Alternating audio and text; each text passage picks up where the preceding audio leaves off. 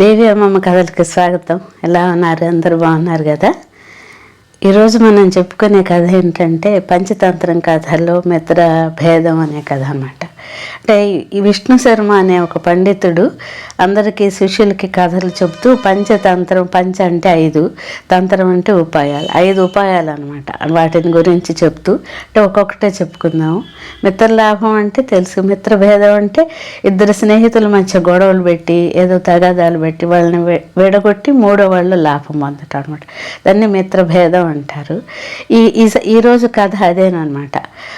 ఇప్పుడు అంటారు కదా, అప్పట్లో బ్రిటిష్ వాళ్ళు మన దేశానికి వచ్చినప్పుడు చిన్న చిన్న రాజ్యాలు, సంస్థానాలు ఉంటే అందరూ వీళ్ళు కనుక ఐక్యమైతే మనం దేశంలోకి రాలేమని చెప్పి అందరు కలిసి అందరినీ వాళ్ళు ఒకళ్ళ మీద ఒకళ్ళకి చాడీలు చెప్పి వాళ్ళని విడదీసి అప్పుడు అందరూ ఎవరికి వారైపోయిన తర్వాత నాకెందుకులే అని విడిపోయారు. అప్పుడు బ్రిటిష్ వాళ్ళు మన దేశంలోకి వచ్చి, మీకు తెలుసు కదా, ఎన్నో సంవత్సరాలు మనకి స్వతంత్రం లేకుండా పోయింది కదా. అది అందుకనే కలిసి ఉంటేనే బాగుంటుంది ఎప్పటికైనా. ఈ కథలో ఏంటంటే ఒకరోజు ఒక వర్తకుడు ఉండేవాడు. ఆయనకి ఒక 2 జత ఎడ్లు, బండి ఉండేది. ఆయన ఎక్కడికన్నా వెళ్ళాలంటే కూడా ఆ బండిలో ప్రయాణిస్తూ ఉండేవాడు. కావలసిన వర్తకానికి కావలసిన సామాన్లు వేసుకోవటం వెళ్తూ ఉండేవాడు. ఒకరోజు ఆయన ఒక అడవి దగ్గర గట్ట ప్రయాణం చేస్తూ ఉండగా ఒక సంజీవకుడు అనే ఒక ఎద్దుకి కాలు అట్లా గిట్ట మడతబడి పడిపోయింది. అది బండి కాస్త ఒరిగిపోయింది. అప్పుడు ఈయన ఏం చేస్తాడు పాపం, ప్రయాణం ఆగిపోయింది. ఆయన వాళ్ళు తన పరివారం అందరితోటి చెప్పాడు, అయ్యో ఈ పాపం ఇది చాలా మంచిది, నాకు చాలా సేవ చేసింది, కానీ మనం ఏం చేస్తాం, ఇక్కడ మనకి ఇబ్బంది కదా అని దాన్ని కాస్త అడవిలో వదిలేసేయమని చెప్పి ఇంకో ఎద్దు కొనుక్కొని బండి కట్టుకొని ఆయన వెళ్ళిపోయాడు. సరే, ఆయనతో పని లేదు. ఇంకా కథ అంతా మనకి సంజీవకుడితోనే కథ అనమాట. సంజీవకుడు మెల్లిగా లేచి కుంటుకుంటూ అడవిలోకి వెళ్తే కొంచెం ఒక రోజంతా విశ్రాంతి తీసుకున్న తర్వాత అడవిలో మంచి పచ్చిక మేత, మంచి నీళ్లు, గాలి అంతా చూస్తే బాగా అనిపించింది అతనికి. సరే, అడవి అంతా తిరుగుతూ కొన్నాళ్ళకి అతనికి అది నయమైపోయింది కాలు. అవన్నీ తింటూ ఆ నీళ్లు తాగుతూ ఒక్కడే ఉన్నాడు, కానీ బాగుంది, ఆహారం ఉంది, నీళ్ళు ఉంది, గాలి ఉంది, బాగా బలిష్టంగా తయారయ్యాట, స్వేచ్ఛ. ఇంకా అప్పుడు ఏం చేశాడంటే కాలు ఒకరోజు ఉత్సాహం పట్లగా ఏదో అంటారు కదా, కాలు దూవటం అంటారు కదా, అటు దూత పెద్ద రంకి పెట్టాట. ఆ రంకి అడవంతా ప్రతిధ్వనించిందిట. అప్పుడు ఆ అడవిని పరిపాలించే సింహరాజు పేరు పింగళకుడు అనమాట. ఆ పింగళకుడికి ఇది వినంగానే ఇదేదో కొత్త శబ్దంలాగా ఉంది అనిపించిందిట. ఎవరో మనకు శత్రువులు వచ్చారా ఏంటి, ఏం చేయాలి, నాకు ఎవరు చెప్పలేదే అని అట్లాగే ఆలోచిస్తూ కూర్చొని ఉన్నట్ట. దీన్ని దమనకుడు, కరటకుడు అనే 2 నక్కలు చూసినాయి. వీటిని చూసి ఆయనని సింహరాజుని చూసి ఈ దమనకుడు అన్నట్ట 2 నక్కతో, చూసావా మన సింహరాజు కొంచెం భయపడుతున్నట్టున్నాడు, ఇదే సమయం, మెల్లిగా నేను వెళ్ళి ఆయనతో 4 మాటలు చెప్పి మంచి చేసుకుంటే మనకి మంత్రి పదవి వస్తుంది కదా అన్నట్టు. అనగానే రెండో వాడు అన్నట్టు, వద్దు, ఎందుకు అలాంటి పనులు చేస్తావు, మనం ఇప్పుడు ఎప్పుడైనా సరే మనం మనకి కాని పనికి పోకూడదు. ఎందుకంటే ఆయన రాజు, ఆయనకి సేవకులు ఉంటారు, వాళ్ళు చూసుకుంటారు, వాళ్ళ పరివారం ఉంటుంది, మనకెందుకు అంటే కూడా కాదు, వెళ్ళాల్సిందేనన్నట్ట ఇదమ్మనకుడు. అంటే అప్పుడు ఈయన ఒక కథ, ఈ పంచతంత్రం కథల్లో అంతా కూడా కథలో కథ వస్తూనే ఉంటుంది. కాకపోతే మరీ కొంచెం కన్ఫ్యూజన్గా ఉంటుందని నేను కొన్ని వేరే సందర్భాల్లో చెప్తాను. ఒకటి మాత్రం చెప్తాను ఇప్పుడు. నీకు ఒక ఉదాహరణగా ఒక కథ చెప్తాను విను. అంటే తనకి కాని పనికి పోరాదు. చూడండి, ఒక్కొక్క కథలో ఎన్ని నీతులు ఉన్నాయో. ఒక రైతు పొలం వెళ్ళటానికి అంతే ధాన్యం అవన్నీ తెచ్చుకోవడానికి అన్నిటి కోసం అని ఒక గాడిదని, ఇంటి కాపలాకి ఒక కుక్కని 2 పెంచుతూ ఉన్నట్ట. గాడిద అంటే బరువులు మోస్తుంది కాబట్టి మంచి ఆహారం, మంచి ఇది బాగా పెట్టి బాగా చూసుకునేవాట. ఓ రోజు రాత్రి అయింది, ఆ ఇంటికి దొంగలు వచ్చారు. దొంగలు రాగానే ఇంకా కుక్క చూస్తూ పడుకుందిట. గాడిద, ఏంటి నువ్వు ఇంత విశ్వాసం, కుక్క అంటే విశ్వాసం అంటారు కదా, నువ్వేంటి చూస్తూ ఊరుకున్నావు, యజమాని రక్షించవా అందిట. నాకేం పని, నాకేం సరైన ఆహారం కూడా ఇవ్వట్లేదు కదా, నిన్నే బాగా చూసుకుంటున్నాడు కదా అందిట కుక్క. అంటే సరే నువ్వు చేయకపోతే నేను చేస్తాను అని చెప్పి పెద్దగా ఓండ్ర పెట్టిందిట.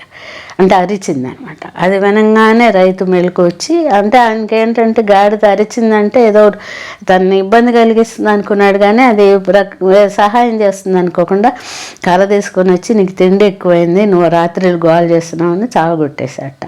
అది పాపం సొమ్మసిల్లి పడిపోయిందిట. అప్పుడు కుక్క అన్నదిట, చూసావా, గాడిద పని గాడి చేయాలి, కుక్క పని కుక్క చేయాలి, తనకు కానీ పనికి పోరాదు, అర్థమైందా అన్నదిట.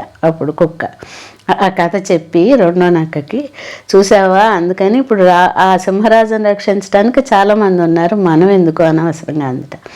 లేదు లేదు, తెలివైన వాడు అవకాశాన్ని ఉపయోగించుకుంటాడు, ఇది తెలీదా నీకు, నేను వెళ్ళి ఆయనతో మాట్లాడుతా, కాకపోతే నువ్వు కూడా రా నాతో పాటు అని ఇద్దరు వెళ్ళి అక్కడ ఆ సింహరాజు దగ్గరికి వెళ్ళి, సింహరాజా నమస్కారం, ఏంటో చాలా దిగులుగా ఉన్నారు, మేము మీ సేవకులు, మీ మంచి కోరేవాళ్ళం, మీకు ఏమైనా సహాయం చేయగలుగుతామా మేము అని అడిగిందిట ఈ నక్క. అడిగితే ఏం లేదు, ఏదో శబ్దం వినపడింది, ఇది మన అడవికి సంబంధించింది కాదు, ఎవరా ఏంటని విచారిస్తున్నాను, నువ్వు కొంచెం కనుక్కొని విచారించి నాకు చెప్తావా అని అడిగిందిట ఈ పింగళకుడు అనే సింహం. అంటే ఎందుకు చెప్పను, నేను ఉన్నదే మీ సేవ కోసం కదా అని, సరే వెళ్దామని ఈ రెండు నక్కలు కలిసి వెళ్ళినట. వెళ్ళి ఎత్తుకుతూ ఉంటే ఈ అడవులు ఆ చివరిగా ఈ సంజీవకుడు అనే ఎద్దు అక్కడ కనపడంగానే దాని దగ్గరికి వెళ్ళి, ఏంటి నువ్వేనా, రంకి పెద్దగా అరిచింది నువ్వేనా అంటే, అవును నేనేనా అంది. మరి ఎందుకు అట్లా, ఇప్పుడు నీకు తెలీదా, ఈ అడవి రాజ్యాన్ని ఒక సింహరాజు పింగళకుడు అనే రాజు పరిపాలన కింద ఉంది కదా, కొత్త వాళ్ళు ఎవరు వచ్చినా ఆయన దర్శనం చేసుకొని ఆయనకి దగ్గర దీవెనలు తీసుకోవాలి, అప్పుడు ఆయన మనందరినీ బాగా చూసుకుంటాడు, నీకు ఇది కూడా తెలీదా అంట. అయ్యో నాకు తెలీదు, నేను ప్రమాదవశాత్తు అనుకోకుండా దెబ్బ తగిలి ఇక్కడికి వచ్చాను, నేను ఇన్నాళ్ళ నుంచి ఈ లోపల ఒక రాజ్యం ఉందని కానీ రాజు ఉన్నాడు కానీ నాకు తెలీదు, సరే వెళ్దాం పదండి అని చెప్పి ఆ రెండు నక్కలతో పాటు ఈ సంజీవకుడు అనే ఎద్దు కూడా వచ్చిందిట. వచ్చి కలిసి వెళ్ళంగానే వెళ్తూనే ఆ సింహరాజు దగ్గరికి వెళ్ళి, సింహరాజా నాకు తెలీదు, ఈ అడవి పద్ధతులు ఇవన్నీ నాకు తెలీదు, నేను అనుకోకుండా ఈ అడవికి వచ్చాను, మీ సేవకుడిని, మీరు ఏ చెప్తే నేను అది చేస్తాను, నా యందు దయ ఉంచండి అని చెప్పి కాళ్ళకి మొక్కిందిట. మొక్కగానే ఈ సింహానికి చూడగానే ఇది బాగా తెల్లగా చక్కగా బలిష్టంగా నచ్చింది బాగా. అవునా, పర్వాలేదులే, సరే నువ్వు చూస్తే చాలా మంచి వాళ్ళలాగున్నావు, ఈ రోజు నుంచి మన ఇద్దరం స్నేహితులము, నిన్ను నా మంత్రిగా పెట్టుకుంటున్నాను, నాతో పాటే ఉండు నువ్వు అని చెప్పిందిట. సరే చాలా సంతోషమే, అనుకోకుండా నేను ఇట్లా వచ్చాను మంత్రిని అయ్యానే ఆ సంజీవకుడు కూడా చాలా సంతోషించాట. ఈ నక్కేంటి, అయ్యయ్యో నేనేదో అనుకున్నాను, ఇక్కడేం జరిగింది, నేనేదో మంత్రిని అవ్వాలని ఈయనని తీసుకొచ్చి పెడితే ఇక్కడ కాస్త సంజీవకుడిని మంత్రి చేశాడే ఈ రాజు అనుకొని వెళ్ళిపోయినట్ట. ఇంకా అప్పటి నుంచి ఈ సింహము ఈ ఎద్దు బాగా స్నేహంగా ఉంటూ మిగతా జంతువులని సింహము ఇంక ఈ మోజులో పడి పట్టించుకోవడం మానేసింది. మానేగానే వీళ్ళ అందరూ కూడా ఏంటి కొత్త జంతువు వచ్చి మనల్ని దూరం పెడుతున్నాడు రాజు అని బాధపడుతున్నట్ట. మళ్ళీ ఈ నక్కల్లోనూ మళ్ళీ అన్నది కాదు, వీళ్ళు ఎంత స్నేహంగా ఉంటే మనకేం ఉపయోగం, వీళ్ళిద్దరిని విడగొట్టాలి, అప్పుడు మనం లాభం పొందుతాము అనుకున్నట్ట. అంటే అప్పుడు కూడా చెప్పిందిట రెండోది, వద్దు నువ్వు ఎందుకు ఒకసారి చేసావు 2 సార్లు అలాంటి తప్పు పనులు ఎందుకు చేస్తావంటే, కాదు నీకు తెలియదు, వాళ్ళిద్దరు అంత స్నేహంగా ఉంటే మరి మనం ఏం చేస్తాం ఇక్కడ అని సింహం దగ్గరికి వెళ్ళి, మళ్ళీ మహారాజా ఎలా ఉన్నారు సింహరాజా, చాలా రోజులైంది, ఒకసారి మీ దర్శనం చేసుకొని వెళ్దామని వచ్చాను, కాకపోతే నాకు ఒక రహస్య సమాచారం తెలిసింది, అదే మీకు చెప్పుకుందామని వచ్చాను అన్నమాట. ఏంటో చెప్పు అని అడిగిందిట సింహం. అడిగితే ఏం లేదు, మీరు స్నేహితుడని ఎంతో బాగా చూసుకుంటున్నారు ఆ సంజీవకుడని ఎద్దుని, కానీ ఆ ఎద్దు మీ వెనకాల ఎంతో కుట్రపడుతోంది, మీ శత్రువులతో చేతులు కలిపి మిమ్మల్ని చంపేసి తనే అడవికి రాజు కావాలనుకుంటుంది, ఈ సమాచారం ఏమన్నా మీకు తెలిసిందా అని అడిగింత. అయ్యయ్యో అట్లా ఎందుకు చేస్తాడు, చాలా మంచివాడు, నాతో ఎంతో స్నేహంగా ఉంటాడు కదా, అలా చేయడు అని సింహం అన్నదట. కాదు, బయట కనపడే ఇది వేరు, లోపల వేరుగా ఉంటుంది, బయట కనపడేది వేరు, లోపల ఉండేది వేరుగా ఉంటుంది, కాబట్టి నేను మరి తెలిసిన సమాచారం మీకు చెప్పాను, మీ ఇష్టం, మీరేం చేస్తే అది చేయండి అంటే, సరే అయితే వెళ్ళి ఒకసారి సంజీవకుడిని పిలుచుకురా అన్నదిట సింహం. సరే వెళ్ళి సంజీవకుడి దగ్గరికి వెళ్ళి దిగులుగా కళ్ళనీళ్ళు పెట్టుకొని మొహం ఇట్లా పెట్టుకొని వెళ్ళిందిట. ఆ పాపం ఆ సంజీవకుడు ఏం చేశాడు చూసి, అయ్యో ఎందుకు దమనక, ఎందుకు ఇట్లా ఉన్నావు, ఎప్పుడు చాలా ఉత్సాహంగా ఉంటావు కదా, ఎందుకు ఇట్లా ఉన్నావు అన్నది. అంటే ఏం లేదు, నేను చూస్తేనే బాధ కలుగుతుంది, నువ్వు ఇంత మంచి వాడివి కదా, ఆ సింహమేమో నేను చంపి నీ రక్తం తాగాలి, నువ్వు చాలా బలంగా బలిష్టంగా ఉన్నావుట అని అంటోంది, నాకు అది తలుచుకుంటేనే దుఃఖం వేసింది అనంట. అయ్యో అట్లా ఎందుకు చేస్తాడు ఆ సింహరాజు, అలా చేయడా, అని చాలా మంచివాడు, నేను అడగకుండానే నన్ను మంత్రిని చేసిన వాడు నన్ను చంపుతాడా, ఎందుకు చంపడు అని అన్నదట. కాదు ఏమో మరి, నాకు తెలిసిన సమాచారం నీకు చెప్పా, తర్వాత నీ ఇష్టం, ఒకరోజు సడన్గా చచ్చిపోతావేమో మరి నువ్వు ఆలోచించుకొని, కానీ అప్పుడు ఎందుకైనా మంచిది అని ఆలోచిస్తుందట ఎద్దు. అంటే చూడు ఏమన్నా ఉపాయం ఉంటే ఆలోచించు అన్నదట ఈయనక్క. అప్పుడు ఎద్దన్నదట, ఉపాయాలు ఏమి లేవు, నాకు బలం ఉంది, ఈ ఉపాయం ఎందుకు, దృఢమైన దాన్ని కదా, నేనే ఎదుర్కొంటా, పద నన్ను చంపితే నేను ఊరుకుంటానా, నేను కూడా చంపేస్తాను ఎదురు తిరిగే అన్నదట. అమ్మయ్య నాకు కావాల్సింది ఇదే కదా అని సరే ఈ దీని వెంబడి పెట్టుకొని మళ్ళీ ఇద్దరు కలిసి ఈ సింహం దగ్గరికి వచ్చారట. వస్తూనే ఎద్దు కోపంగా వస్తుంటే సింహం దూరం నుంచి, అయ్యో ఈ నక్క చెప్పిన మాటలు నిజమే అయిపోయింది, ఇదేదో చంపటానికి వస్తుందని చెప్పి అక్కడి నుంచి ఇక్కడి నుంచి ఢీ కొన్నారట ఇద్దరు. కానీ ఒక క్షణం ఆ ఎద్దు కొమ్ములు సింహాన్ని గుచ్చుకొని సొమ్మసిల్లినట్టు అయిపోయిందట. అప్పుడు మళ్ళీ నక్క వైపు చూడంగానే నక్క నేను చెప్పానా అన్నట్టు చూసిందట. సరే ఇంకా ఇంత జరిగిన తర్వాత దీన్ని మనం ఎందుకు బతకనివ్వాలి, నేను సింహాన్ని, అది ఎద్దు అని చెప్పి ఎగిరి మీద పడి ఆ పంజాతో దాన్ని చీల్చి చంపేసిందట. ఆ ఎద్దు అరుస్తూ కింద పడిపోయిందట.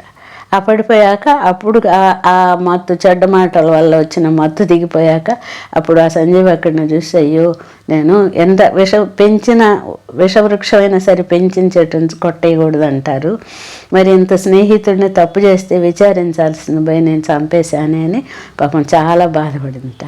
ఈ నక్కల రెండు మటుకు మాకు మంత్రి పదవి వస్తుందని చాలా సంతోషంగా ఉన్నాయట. కాకపోతే ఈ కథలో నీతి ఏంటంటే, ఎప్పుడైనా సరే ఎవరైనా ఒకళ్ళ మీద ఒకళ్ళ చాడీలు చెప్తుంటే మనకి వాళ్ళకి అవకాశం మనం ఇవ్వకూడదు, దాన్ని ఖండించేసేయాలి.